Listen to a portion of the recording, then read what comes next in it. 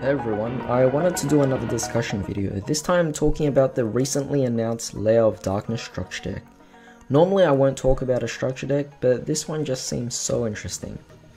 This is of course another reloaded structure deck, revamped from the old Curse of Darkness structure deck. The deck so far has 4 new cards, and just from that I know I'm going to be investing in this. With a dark attribute dragon virus trap themed deck, I just cannot resist. Let's go over the 4 cards, starting with the main boss monster of the deck, Ankoku no Mao Diablos, otherwise known as Diablos, King of the Abyssal Dragons in English. Reading right off what it says on the screen, Diablos has a powerful effect that can tribute dark monsters on the field to interfere with your opponent's hand. Even though it's a high level monster, it has the effect to special summon itself easily.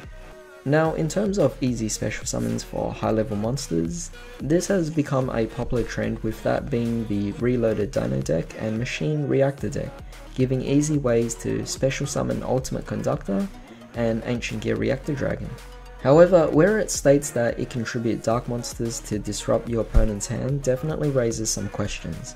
Not in a bad way of course, this is a great card fit for this particular format. Here's why.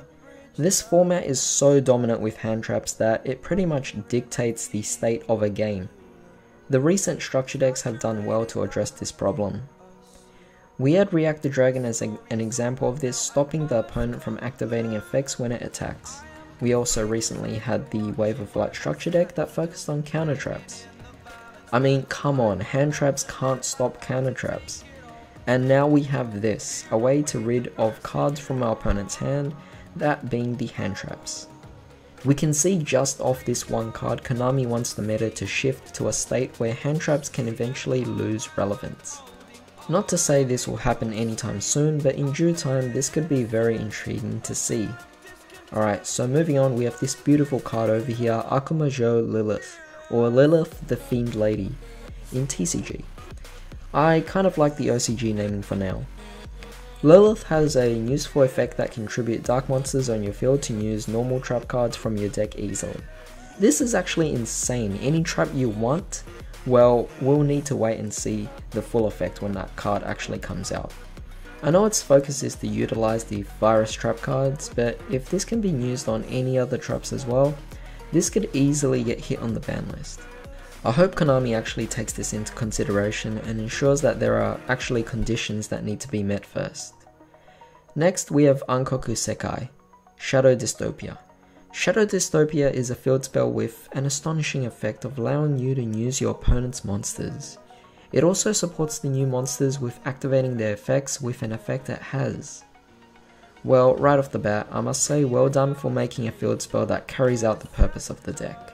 It's also good to see that field spells are also another prevalent entity in this particular format. So far, I am liking this deck's playstyle. If the rest of the cards in the decks have effects such as these, then this could become one of my very favourite decks.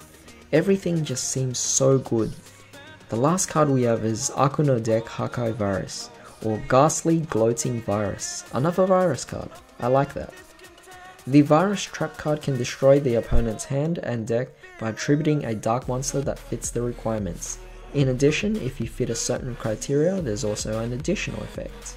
Now, this is interesting. Not only is it an ordinary virus trap card, but there is also the additional effects, which I definitely can't wait for that to come out. Still not a proper effect shown, but of course it follows the purpose of what virus cards do in general.